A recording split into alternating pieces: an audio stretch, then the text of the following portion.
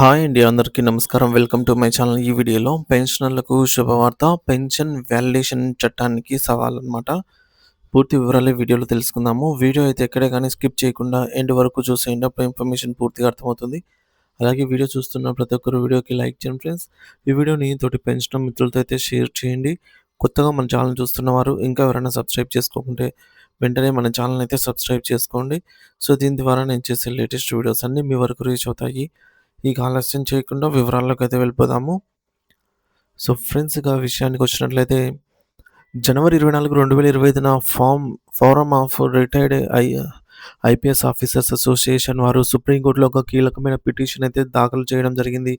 దీనికి ప్రధాన కారణం దీనికి ప్రధాన కారణం ఇటీవల కేంద్ర ప్రభుత్వం తీసుకున్న ఒక నిర్ణయం. కేంద్ర ప్రభుత్వం మార్చి 29, 2025న ఆర్థిక బిల్లులో భాగంగా validation of ah, CCS pension rules and principles for expenditure on pension liability from consolidated fund of India అనే పేరుతో ఒక చట్టాన్నయితే ఆమోదించింది. ఈ చట్టం రాజ్యాంగ విరుద్ధమని, ఇది పెన్షనర్ల హక్కులను కాలరాసేదిలా ఉందని సవాలు చేస్తూ ఈ అసోసియేషన్ సుప్రీంకోర్టునైతే ఆశ్రయించింది. సుప్రీంకోర్టు ఈ పిటిషన్‌ను స్వీకరించి కేంద్ర ప్రభుత్వానికి మరియు సంబంధిత మంత్రిత్వ శాఖలకు వెంటనే నోటీసులు జారీ చేసింది. ఇదివరకే ఇదే అంశంపై ఆహ్, ఎన్‌సీసీపీఏ national coordination committee of pension associations మరియు ఆల్ ఎస్-30 పెన్షన్ అసోసియేషన్స్ 2 2 వేరు వేరు కేసులనైతే దాఖలు చేయడం జరిగిందనమాట. 2 కేసులను సెపరేట్‌గా. సుప్రీంకోర్టు ఈ కేసులన్నిటిని కలిపి విచారించాలని నిర్ణయించింది. ఇందులో భాగంగా జనవరి 5, 2026న ఒక కేసు, జనవరి 8, 2026న మరొక కేసును 3 రోజుల తేడాతో ఈ కేసులు అయితే విచారణకు రానున్నాయి. ఇప్పుడు రిటైర్డ్ ఐపీఎస్ ఆఫీసర్స్ అసోసియేషన్ వేసిన కేసును గూడా వీటిను వీటికి జత చేస్తూ తదుపరి విచారణను జనవరి 9, 2026కి అంటే చూడొచ్చు. జనవరి ఆహ్, మనకు 6న ఒకటి, 9న ఒకటి, 8న ఒకటి. సో, మొత్తము జనవరి 5, 8, 9 ఈ 3 రోజుల్లో అయితే కేసులైతే ఉన్నాయన్నమాట. విచారణకు రానున్నాయి. అసలు మరి ఈ వివాదం ఎందుకొచ్చింది?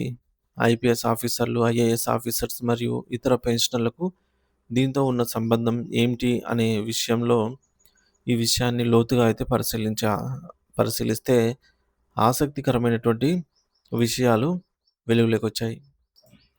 జనవరి 1, 2006లో 6వ వేతన సంఘం సిక్స్త్ పే కమిషన్ సిఫార్సుల అమలులో ఆ సమయంలో పెన్షన్ లెక్కించే విధానంలో కొన్ని అవకతవకలు జరిగాయి. దీనివల్ల ఎస్-24 నుంచి ఎస్-29 స్కేల్‌లో ఉన్నవారికి ఎక్కువ పెన్షన్ రావటం, సీనియర్ ఐఏఎస్, ఐపీఎస్ అలాగే ఐఎఫ్ఎస్ అధికారులైనటువంటి ఎస్-30 మరియు ఎస్-31 స్కేల్‌లో ఉన్నవారు అంటే ఎస్ 24-29 మధ్య ఉన్నవారికి పోలిస్తే ఈ యొక్క ఎస్-30 అంటే వీరికంటే అబోవ్ ఉన్నవారు 30, 31 వారికి ఆహ్, పెన్షన్ రావటం అనేది చాలా తక్కువగా అయితే ఉందన్నమాట. స్కో ఈ స్కేల్స్‌లలో చాలా వ్యత్యాసం అయితే ఉంది. జూనియర్‌ల కంటే సీనియర్‌లకు తక్కువ పెన్షన్ అనేది రావటం సహజ న్యాయ సూత్రాలకు విరుద్ధమని భావించి వీరు మొదట క్యాట్‌ని ఆశ్రయించారు. క్యాట్ వీరి వాదనను సమర్థిస్తూ పిటిషన్ వేసిన తేదీ నుంచి వ్యత్యాసాలను సవరించి పెన్షన్ చెల్లించాలని తీర్పునిచ్చింది.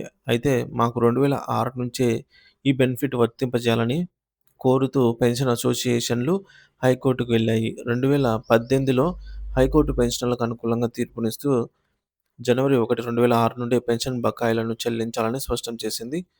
కేంద్ర ప్రభుత్వం దీనిని సవాల్ చేస్తూ సుప్రీంకోర్టులో స్పెషల్ లీవ్ పిటిషన్ వేసినప్పటికీ అత్యున్నత న్యాయస్థానం దాన్ని కొట్టివేసి పెన్షనర్ల పక్షానైతే తీర్పునిచ్చి నిలవడం జరిగింది. అయితే కోర్టు తీర్పులను అమలు చేయకుండా కేంద్ర ప్రభుత్వం ఒక కొత్త ఎత్తుగడ వేసింది. రిటైర్డ్ ఐపీఎస్ అధికారులకు అసోసియేషన్ వేసిన కోర్టు ధిక్కరణ కేసు ఢిల్లీ హైకోర్టులో నడవగానే ప్రభుత్వం పైన పేర్కొన్న వాలిడేషన్ యాక్ట్‌ను తెరపైకి తెచ్చింది. మరి ఈ కొత్త చట్టం ప్రకారం పెన్షనర్లకు ఏ తేదీ నుంచి బెనిఫిట్స్ ఇవ్వాలి అనే అధికారం పూర్తిగా కేంద్ర ప్రభుత్వానికే ఉంటుంది అని ఈ నిర్ణయం జూన్ 1, 1972 నుంచి అమలవుతుందని, దీనిని ఏ ట్రిబ్యునల్ లేదా కోర్టులోనూ సవాలు చేయడానికి వీల్లేదని ప్రభుత్వం పేర్కొంది. అంటే కోర్టు తీర్పులను పక్కన పెట్టి తమకు నచ్చినట్టుగా రూల్స్ మార్చుకునే అధికారం ఈ చట్టం ద్వారా ప్రభుత్వం పొంద పొందనున్నదనమాట. మరి దీనిని తీవ్రంగా పరిగణించినటువంటి ఎస్-30 పెన్షన్ అసోసియేషన్ మరియు ఎన్‌సీసీపీఏలు ఇది కేవలం ఐపీఎస్ ఆఫీసర్ల సమస్య మాత్రమే కాదని, దేశంలోని పెన్షనర్లకి సంబంధించిన అంశంని గుర్తించాయి. రాజ్యాంగ ధర్మాసనాలు గతంలో అనేక తీర్పుల్లో ఉదాహరణకు డీఎస్ నకారా గారి కేసు వంటి తీర్పుల్లో పెన్షన్ అనేది ప్రభుత్వం యొక్క దయాభిక్షం కాదు. అది ఉద్యోగి దాచుకున్న వేతనం, డిఫర్డ్ వేజ్ వంటిది అని స్పష్టంగా నొక్కి చెప్పాయి. కానీ ప్రభుత్వం ఈ కొత్త చట్టం ద్వారా ఆ రాజ్యాంగ స్ఫూర్తిని దెబ్బతీస్తుందని పెన్షన్ సంఘాల వాదన.